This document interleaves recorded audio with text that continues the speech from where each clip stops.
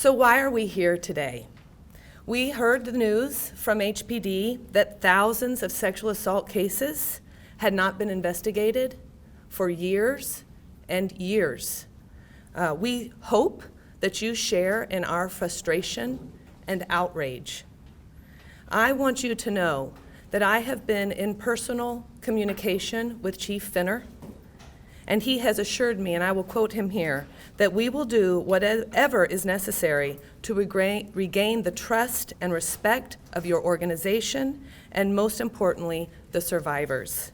I want you to know I believe him, and that we very much look forward to working with HPD to support the survivors whose cases have been ignored and to ensure that the systems are in place to make sure this does not happen again. As Houston's designated Rape Crisis Center, we provide 24-hour hotline access on our Rape Crisis Hotline. We provide crisis counseling, hospital accompaniment and advocacy, ongoing counseling, peer support, and individual psychotherapy. We are at the front lines of supporting survivors and listening to them every day, and we offer a wide array of services to help them heal in the wake of harm. As the presiding officer of Harris County's Sexual Assault Response Team, we are also looking at the systems that are in place in our community to ensure there is a wide, coordinated care system for survivors here in Houston. It is very significant that a Rape Crisis Center is the presiding officer of the SART. What this means is that the experiences of survivors will be centered in all of the solutions that we come up with together across the very many systems that have contact with survivors in the wake of a sexual assault. I am here with these wonderful women today because we have a profound opportunity. As advocates and thought leaders, we at the Houston Area Women's Center felt that it was imperative to leverage this moment while we have your attention on sexual assault to do something very important. We want to take this opportunity to deepen your understanding and awareness of sexual assault and how to prevent it from happening. We intend to leverage the attention currently on HPD and direct it towards real solutions because this is so much bigger than HPD. And we're going to do that today by listening to survivors. We are going to center their experience. These issues can be very hard to talk about. And if you're not uncomfortable at some point this morning, then you are not listening. I would ask that you listen today with understanding. You listen to learn. You open your hearts. And you be willing to look at yourself and our culture and our community. My job right now is to prepare the way for the survivors we have gathered today to speak. And I want you to know 5 things right up front. The first is that the stories that you are going to hear today are not isolated incidents. The magnitude of this problem is immense. 1/3 of all adult Texans experience some form of sexual assault over the course of their lifetime, according to a 2015 Texas statewide prevalence study. Boys, girls, men, women, LGBTQ, every demographic is vulnerable. Every community is suffering from these horrific crimes. Magnitude. Number 2, this is underreported. The incidents reported to law enforcement represent just a small fraction of the assaults taking place. Less than 10% of sexual assaults are ever reported. Most survivors do not come forward. They do not tell what has happened to them, maybe ever to anyone. I want you to ask yourselves why. Why are survivors not willing to come forward? Perhaps it's because this is the only crime where survivors are asked to wonder where they're going to be believed, where their credibility is in question instead of the perpetrator. Perhaps it's because the shame and stigma and blame and the experience of being minimized and being swept aside is so prevalent. Perhaps people feel afraid about what will happen to them if they report. They worry what people will think.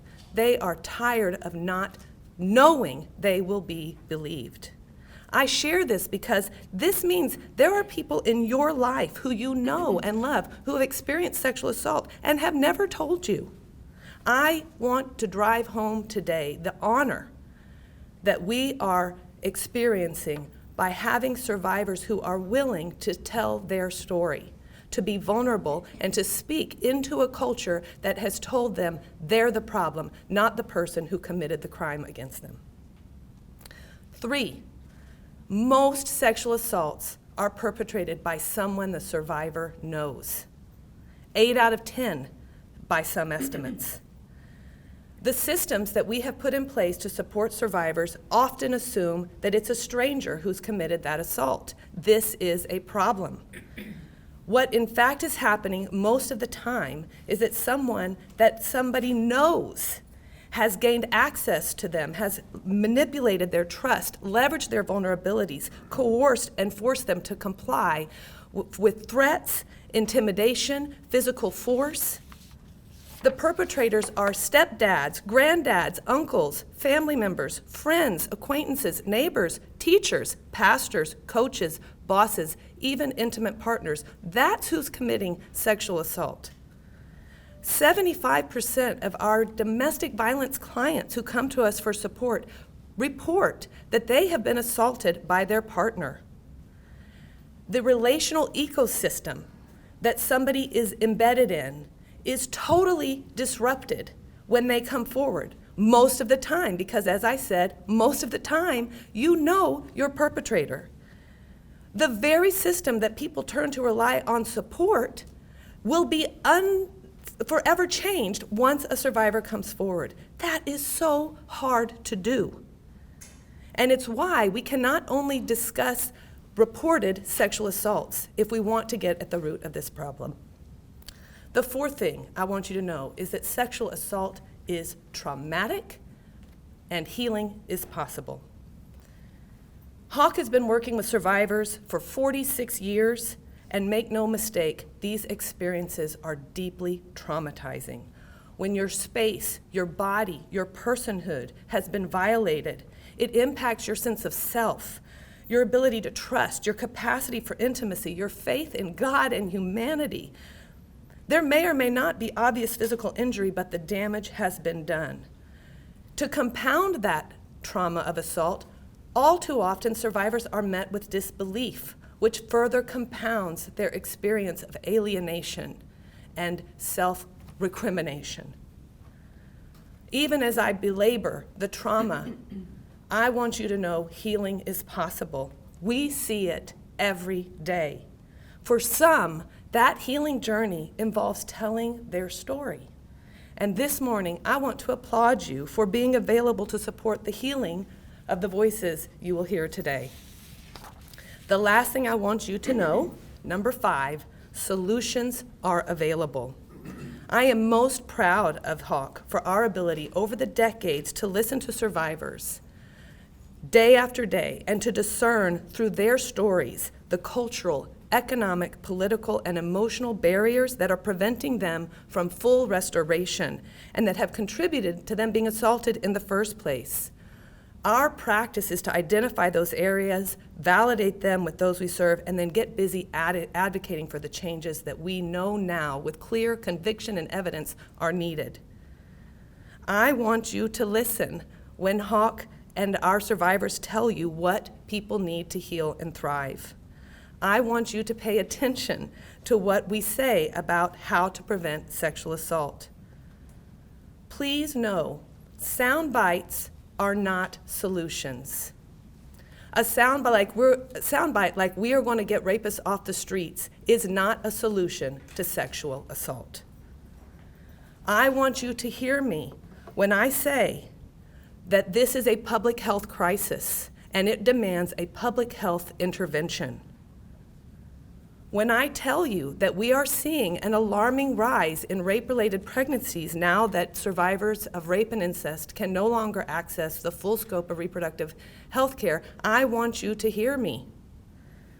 And when I tell you that because most survivors know their perpetrator, we are now seeing a situation where survivors are are raising children with the very people who abused and assaulted them. And I want you to listen when I say that domestic violence survivors are victims also of sexual assault. And when a person is pregnant by their abuser, their risk of getting killed rises. It rises. The lethality rises when you are pregnant by your abuser. So when you're seeing alarming rates of incidents of domestic violence homicide, please do not think that is disconnected from sexual assault. This is what is at stake when we do not listen to survivors and allow their stories to drive the changes in our culture and community that we know are needed. And with that, I would like to cede the floor for survivors to speak. I'm surrounded by these brave and strong women who are here to tell their stories. I ask you to listen, to believe them. Please. Sylvia, your voice matters. Thank you for coming forward. Thank you. Hi, my name is Sylvia. I am a survivor of domestic violence, and I am also a legal advocate for victims of domestic violence. When I heard this news, it's like, oh my God. I'm gonna tell you all something. As a survivor of domestic violence and sexual assault, because I call them brothers and sisters, I know exactly how they feel. This news is terrible, horrible. This news tells me and them, we don't matter. Nobody cares. And I'm here because I want for you to prove me wrong. This is a problem that belongs to the community. I know you all don't like it, but we don't like it either. And I have a couple of questions here that I kind of asked myself.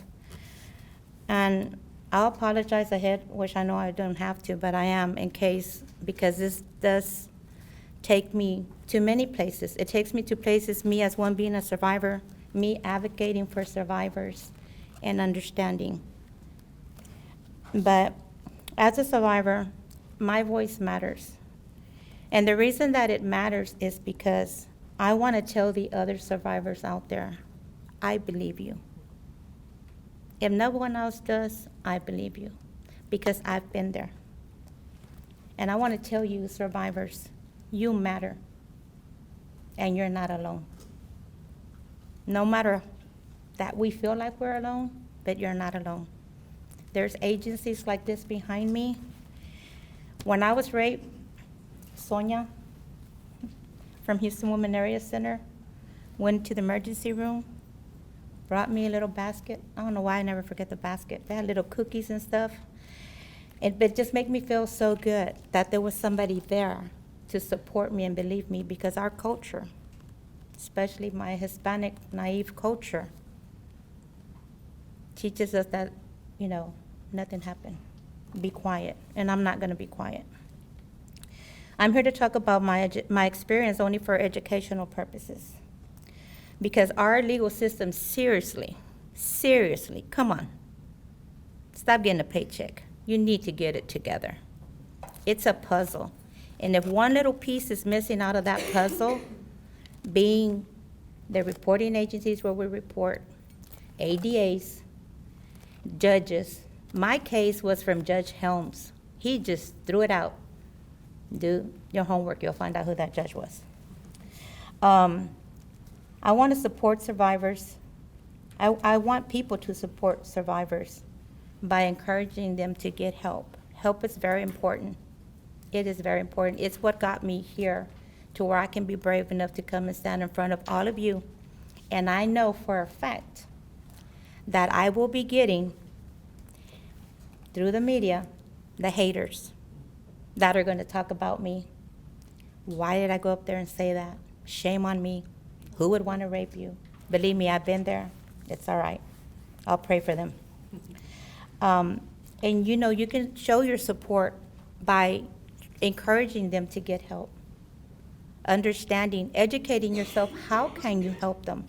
Because we all say the wrong words. When someone is raped, we say the wrong words. Why didn't you leave before?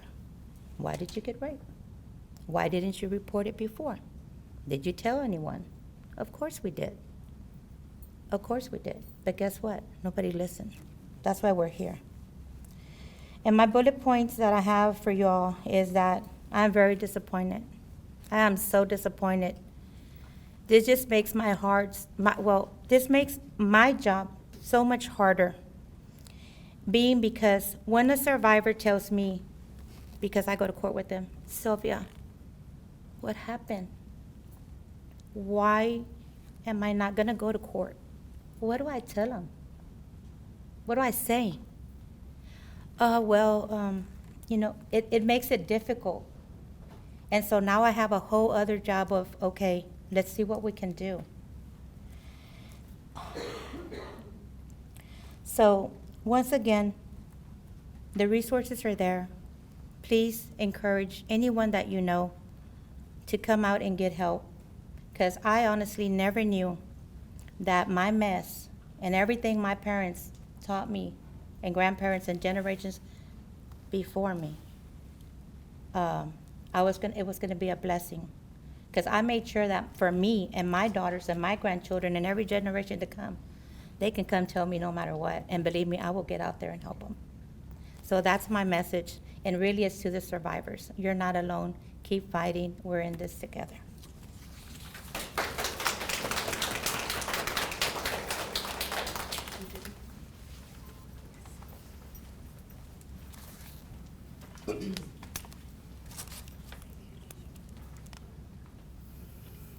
Good morning. I'm going to give my remarks in both English and Spanish. I will do English first. Again, good morning. My name is Leticia Manzano, and I'm a survivor of sexual assault. The first time I was abused, I was 5 years old, and I was abused by an adult male family member. The next 2 times I was abused, I was 12 and 13, and I was abused by a different adult male family member. And unfortunately, that was not the last time I experienced sexual violence. I was also sexually assaulted by a young man I was dating in college. I'm here to talk about my experience to tell you that my story is not uncommon. For the past 25 years, I have been a counselor at the Houston Area Women's Center. And in my career, I have counseled many survivors who experienced sexual violence more than one time in their lives, and almost always by a family member or someone they knew. Like other survivors, I immediately thought about what it would mean to my mother or other family members to hear that I was speaking publicly about being abused by men in my family. Like other women, I immediately thought of the needs and feelings of others first, before I thought about my needs and my feelings. Like other survivors, thinking about speaking out this morning brought back many painful and undesirable memories. And like other survivors, I began feeling anxious. I was anxious because I knew that the questions that would come would be, why didn't you tell anyone what happened? Why didn't you report it to the police? But I knew I had to speak today for others who cannot. I'm here to tell you that those are the wrong questions. The questions I prefer to be asked is, what are some reasons a child doesn't tell their parents? Or what are some reasons that survivors don't report to the police? I prefer those questions to come from a place of curiosity to better understand and support all survivors. Instead of asking questions, tell survivors that not telling their parents and not reporting to the police is common and understandable. I have to speak for others who cannot. In my capacity as the Senior Manager of Sexual Assault Services at HAWC, I have had many opportunities to speak up for those who can't in important spaces over the years, and that is an honor and a privilege. I am currently a member of the Harris County Sexual Assault Response Team, and I am also a member of the Office of the Texas Governor's Sexual Assault Survivors Task Force.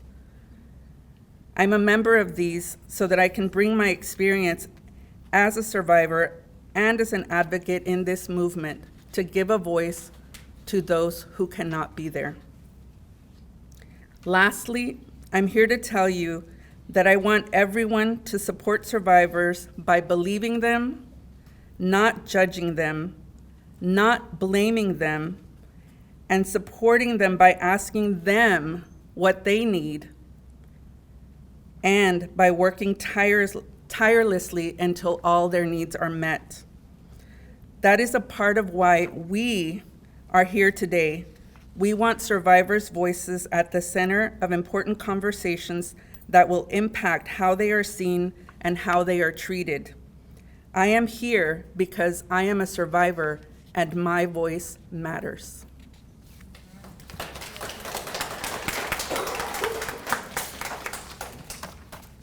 For those of you who don't speak Spanish, you're going to wish you had paid attention in class. Same remarks in Spanish. Buenos días, soy Leticia Manzano, soy sobreviviente de violencia sexual. La primera vez que fui abusada tenía 5 años y fui abusada por un familiar adulto masculino. Las próximas 2 veces que fui abusada tenía 12 y 13 años y fui abusada por otro familiar adulto masculino. Y desafortunadamente no fue la última vez que fui agredida sexualmente. También sufrí violencia sexual por un joven con el cual salía cuando yo estaba en la universidad. Estoy aquí para hablar de mi experiencia y decirles que mi historia es común. Por los últimos 25 años he sido consejera en Houston Area Women's Center y durante mi carrera he trabajado con muchísimas sobrevivientes que también han sido agredidas sexualmente más de una vez en sus vidas y casi siempre por un familiar o conocido. Como otras sobrevivientes, inmediatamente pensé cómo reaccionaría mi mamá u otros miembros de mi familia al escuchar que estaba hablando públicamente de haber sido abusada sexualmente por hombres en mi familia. Como otras mujeres, inmediatamente pensé en las necesidades y sentimientos de otros antes de pensar en mis necesidades y mis sentimientos. Como otras sobrevivientes de asalto sexual, al pensar que iba a hablar esta mañana, me trajo muchos recuerdos dolorosos e indeseables. Y como otras sobrevivientes, también me dio ansiedad al saber que las preguntas que me esperaban eran, ¿y por qué no dijiste nada? ¿Por qué no denunciaste a la policía? Pero sabía que tenía que hablar hoy por otras que no pueden hablar. Estoy aquí para decirles que estas preguntas son las incorrectas. Prefiero que me pregunten, ¿cuáles son unas razones por las cuales los niños no les dicen a sus papás que han sido abusados sexualmente? ¿Cuáles son unas razones por las cuales algunas personas no denuncian a la policía? Y prefiero que estas preguntas las hagan con la meta de querer entender a todas y todos los sobrevivientes y por querer saber cómo apoyarlos. En vez de hacer preguntas, diles a los sobrevivientes que no decirle a sus padres y no denunciar el crimen es común y se entienden los motivos por no haberlo hecho. Tengo que hablar por otros que no pueden hablar. en mi calidad como gerente de servicios de asalto sexual en Houston Area Women's Center, he tenido la oportunidad de hablar en espacios importantes por otras y otros que no pueden. Y es un honor y un privilegio. Actualmente soy miembro del equipo de respuesta a la agresión sexual del condado de Harris y también soy miembro del grupo de trabajo de sobrevivientes de agresión sexual de la oficina del gobernador de Texas. Hago esto para traer mi experiencia como sobreviviente y como consejera y asesora en este movimiento, y estoy ahí porque otras no pueden estar. Por último, estoy aquí para decirles que quiero que apoyen a los sobrevivientes creyéndoles, no culpándolas, preguntándoles qué necesitan y asegurándose que todas sus necesidades sean atendidas. Esa es parte de la razón que nosotras estamos aquí hoy. Queremos que las voces de las sobrevivientes estén en el centro de conversaciones importantes que impactarán la forma en que son vistas y tratadas. Estoy aquí porque soy una sobreviviente y mi voz importa. Gracias.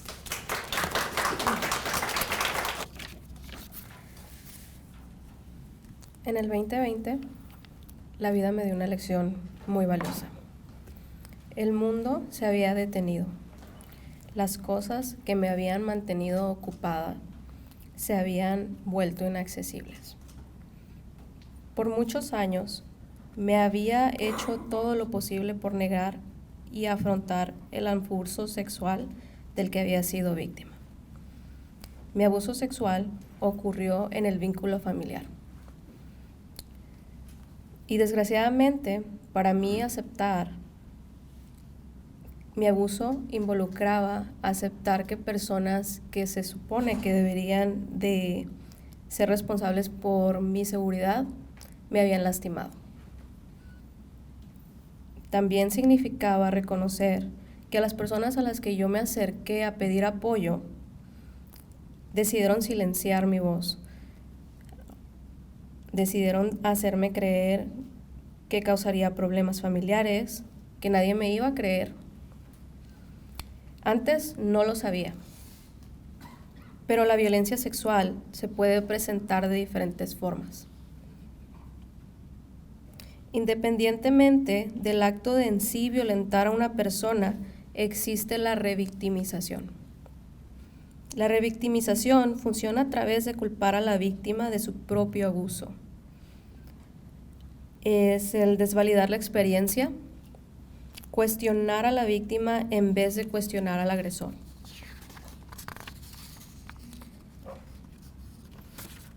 Existen ideologías basadas en el machismo, en la falta de educación y en la falta de empatía que hacen que víctimas como yo decidamos guardar silencio. Y puede que hasta nos creamos que fue nuestra culpa. Hoy yo entiendo que a la edad a la que yo sufrí mi abuso, mi cerebro ni siquiera estaba totalmente desarrollado para poder entender con exactitud lo delicado y grave que era el problema que yo tenía. Mucho menos estaba capacitada para poderme dirigir a las autoridades pertinentes y denunciar a mi violador. Considero que es de suma importancia iniciar conversaciones de este tipo para quitarle el estigma y empoderar a las víctimas de este tipo de crímenes a alzar su voz y así poder comenzar a romper con el trauma generacional. Cuando finalmente yo logré encontrar las fuerzas para poder hablar del tema, me encontré con oficiales que me desanimaban. Me hicieron preguntas, me tomaron los datos, la fecha en la que ocurrió y me preguntaron si tenía alguna evidencia. La evidencia, en mi caso, fue obtenida por mí misma. Debo resaltar que la evidencia que existió en mi caso fue proveída por mí misma. Se la entregué al detective aquí en Houston, pasaron los meses, después se me asignó un abogado, después otro, y así hasta que pasaron 7 abogados diferentes que tomaron mi caso. Pero ninguna evidencia nueva fue añadida al caso. Ninguna evidencia fue añadida por el sistema judicial o el abogado que cerró el caso me expuso que él había llegado a un acuerdo con la defensa de mi acusador. Acuerdo que sinceramente ni siquiera era el castigo respectivo para el tipo de crimen que mi abusador había cometido. Pero el abogado me aseguraba que era lo mejor que podía obtener en casos como los míos. Sin sangre, sin videos de violencia. Él decía que este tipo de casos no llegan a las cortes. Algún tiempo después, recibí una llamada del mismo abogado para informarme que ya había tomado la decisión y que ya había aceptado el acuerdo de la defensa. Se me permitió dar mi discurso de impacto. En el discurso de impacto, yo me enfoqué en redactar de la mejor manera posible cómo es que me sentí durante todos los años que guardé silencio, durante el proceso de meter cargos. Y para eso yo consideré que hubo varias cosas que pudieron haberse hecho diferentes y que quizás eso hubiera hecho que mi abusador pagara por su delito, pero lo más importante para mí era prevenir que este hombre pudiera lastimar a alguien más. Al redactar mi discurso, expliqué que no estaba de acuerdo en la decisión, pero que el abogado me había explicado que él trabajaba para el Estado, no trabajaba para mí. Su trabajo consistía en asegurarse que los fondos del Estado fueran utilizados de la mejor manera posible y que sería inhumano llevar a mi violador a corte, con la poquita evidencia que existía, que no era suficiente. Obviamente, al leer que yo redacté todo esto, me llamó a su oficina antes de poder expresarme y con una pluma me señaló que había porciones que yo no podía decir, que mi discurso debía enfocarse en su totalidad en mi abusador, que yo no estaba ahí para echarlo a él de cabeza. En la oficina también estaban presentes 2 mujeres que trabajaban para el Estado, eran victim advocates. Ninguna de ellas, la verdad, en ningún momento detuvo al abogado para defenderme. Tuve yo sola que decirle al abogado que nunca había firmado ningún acuerdo de privacidad y que estaba en todo mi derecho de haberme expresado libremente. Y terminé diciendo mi discurso de la manera como lo había escrito originalmente. Lo que me gustaría que las personas que están escuchando mi historia entiendan es que no importa cuántas veces les digan que no es suficiente, que no vale la pena, que es mejor guardárselo. Piensen realmente a quién beneficia nuestro silencio. Que historias, desgraciadamente, existen muchísimas, pero que si trabajamos colectivamente, yo pienso que sí podemos cambiar las cosas. Quiero que sepan que estadísticamente se conoce que cada 68 segundos alguien experimenta violencia sexual. Cada 9 minutos la víctima es un niño. Y solamente 25 de 1000 violadores llegan a tocar la cárcel. La violencia sexual puede ocurrir en cualquier círculo socioeconómico, no discrimine edades, orientaciones sexuales. So I'm going to say not the same thing in English, a little bit different.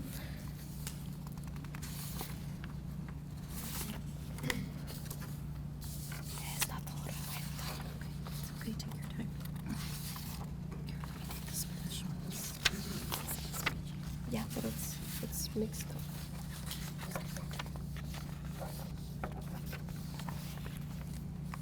Was it? Yeah, it's this one. Alright. I'm a survivor, which means that I survived sexual violence. During my lifetime, I experienced rape, child molestation. These experiences make me feel unprotected, unworthy of justice. As a child experiencing sexual assault, it was out of my understanding to comprehend the significance of my experience. I just knew that I didn't want it to be left alone with my abuser. And if the trauma itself was not enough, I faced blame victim, shaming, but the most impactful of all of it was the lack of protection our system provides to survivors. When I walk into a police office station, as the officer took my report, I remember being received with a look of disbelief, because I had taken 10 years to talk about my experience. I remember being discouraged about the outcome of my case due to the time frame and the evidence that I provided. I mentioned earlier that I had encountered different experiences, not that I filed every time. But you might ask yourself, why not report every time? And I can tell you from a victim perspective that the reasons go from not having enough evidence, from the fear of not being believed, the lack of support system. A child like me who could not have the appropriate language of or understanding of their experience. It could also be that it's easier to deny our experiences and avoid, believing that suppressing our memories will make somehow the pain to go away. Let's remember that sexual violence is an umbrella term, that it involves many different crimes: sexual assault, rape, sexual abuse. Sexual violence can happen to anyone, making this extremely important to address, because sexual violence is a complex and delicate situation. There needs to be accordingly trained people to address this matter at police stations. There needs to be awareness that children who had not fully developed cannot consent. Victims could potentially experience abuse and not know how to express it, or don't have anyone that makes them feel safe enough to disclose this information. And in the case that a survivor finally finds the strength to go to a police station and faces police officers who discourage the victim from prosecuting the crime, because is this really the best that we can do? In my case, I had close to 7 lawyers. None of them actually perform a thorough investigation.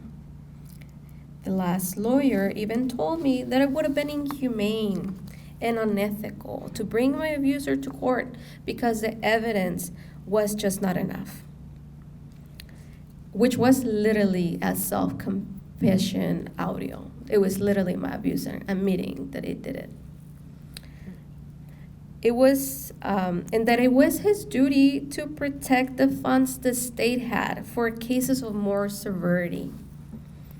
When I decided to write my victim statement about the impact of the filing charges against my abuser, and I dare to mention all of this that I'm saying to you guys right now, my lawyer printed itself the statement and scratched off what he thought it was inappropriate to say.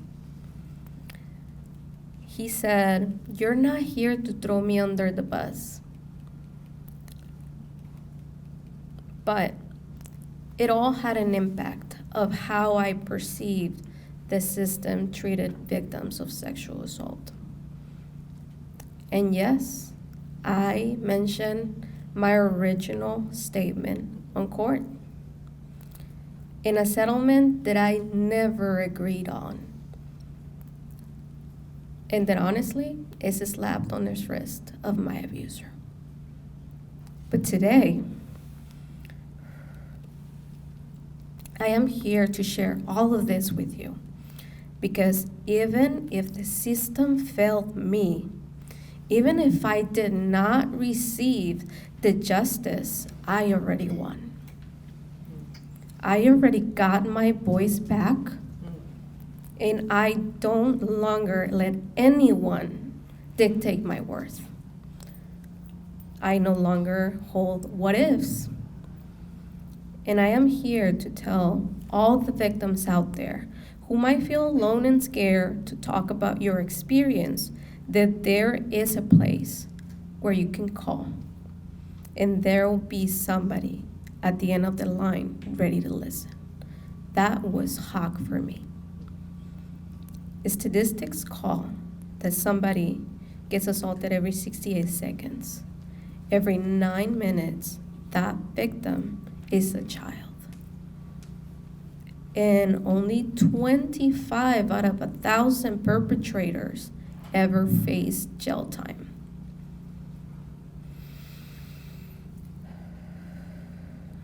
Unfortunately, our system is not doing enough.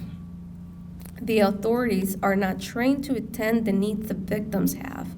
The understanding of the nature of these crimes is poor, and it's leading to shaming, blaming, making assumptions based on ignorance.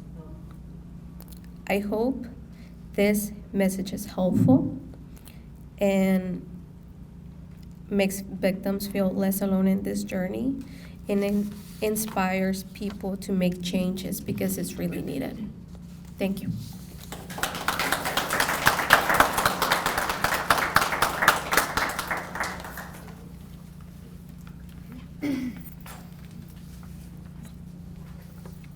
Hello, my name is Emily. I am here today in support of fellow survivors and to speak about my personal experience with Houston law enforcement. I was fortunate that my report was assigned to a detective.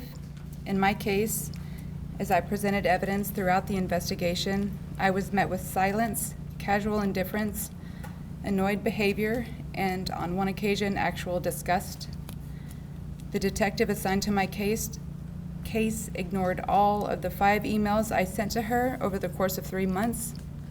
These were just questions, documentation, and evidence. I also recall being told that she would present my case to the DA soon, but that she had a planned vacation coming up, so she would do it after that.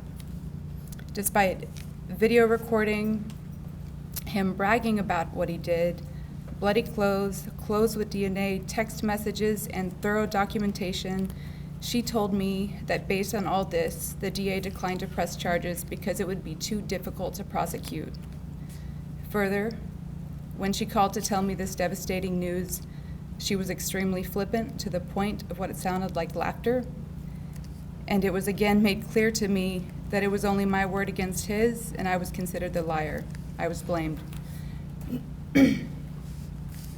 I don't know how many times I called the police for help when he would harass me at my home, but it was his routine to ensure I had to face him daily. Out of dozens of calls, there was only one officer who showed any real concern, to whom I'm grateful for even today. He was one of only 3 officers that responded to pleas for help. All other calls were completely ignored. I feel there's a clear message to Houstonians that sexual assault victims don't matter.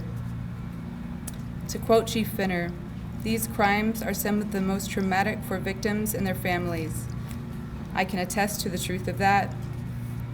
Without the people at Texas Forensic Nurse Examiners, and especially without the people at Houston Area Women's Center, I'm not sure I'd be here today. My case is only unique in that there was a pretense of an investigation thanks to a friend I had that could help get my case assigned to a detective. I want to speak to survivors. I recognize how scary and hopeless it can feel to share your story and seek the justice you deserve. Your experiences matter, your life matters, and no matter what anyone makes you feel, you matter. I promise you are stronger than you may feel. Please don't let the failures of law enforcement deter you from seeking justice for what happened to you. There is a community waiting to embrace you."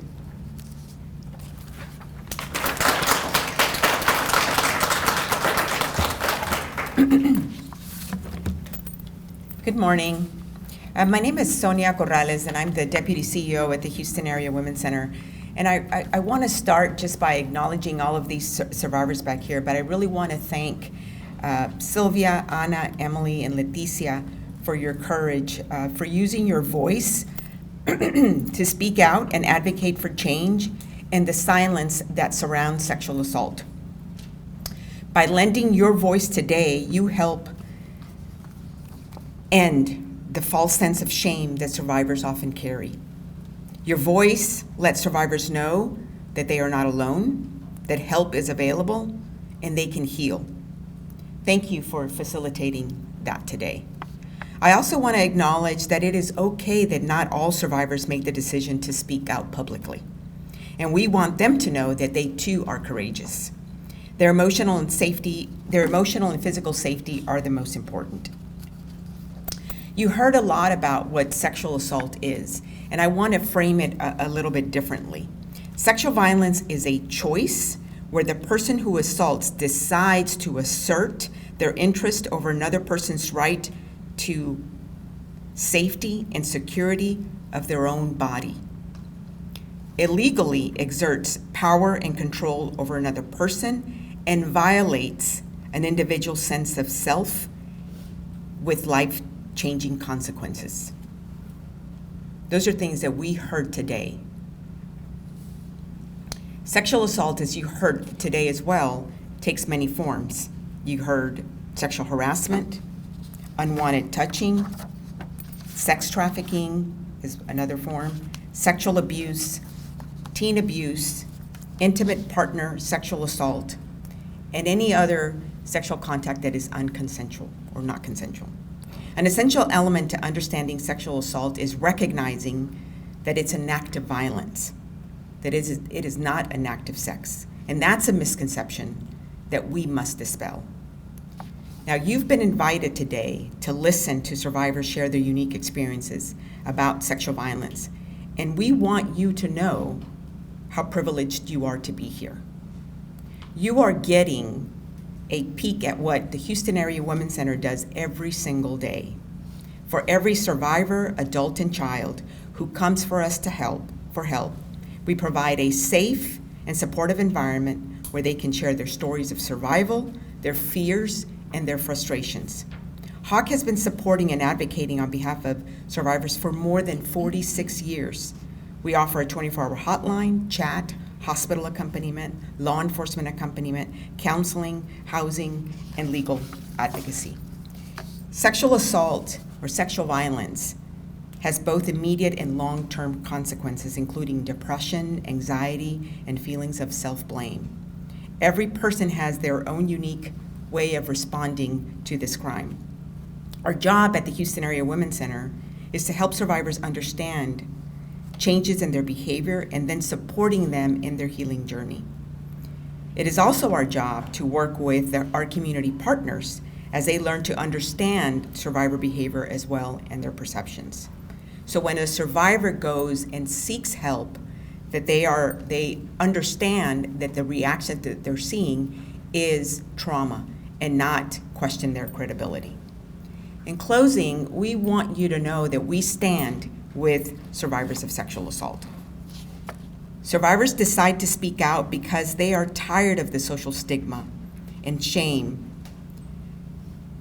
and they want to be part of the change that they desire. When we allow secrecy, silence, and misconceptions to exist, we allow sexual assault and its wounds to thrive. The courage of survivors to use their voice has created changes in laws. It's brought about improvements in our response to sexual assault and dispelled misconceptions. And we want to continue that. Thank you again to Sylvia, to Ana, to Emily, and Leticia for your courage and your strength. To save time, I'm not going to make my remarks in Spanish, but I'll be available for interviews. Thank you. We are going to end today with a call to action. You've heard the stories. You've listened to the truths of the survivors. I am asking that you center their stories, have patience to tell them, have patience to listen, and be partners. It is going to take every one of us to avail ourselves of the solutions that are at hand. We do not need to abide sexual assault in our community. We do not need to tolerate it, and with you together, we will put an end to sexual assault. Thank you very much for being here.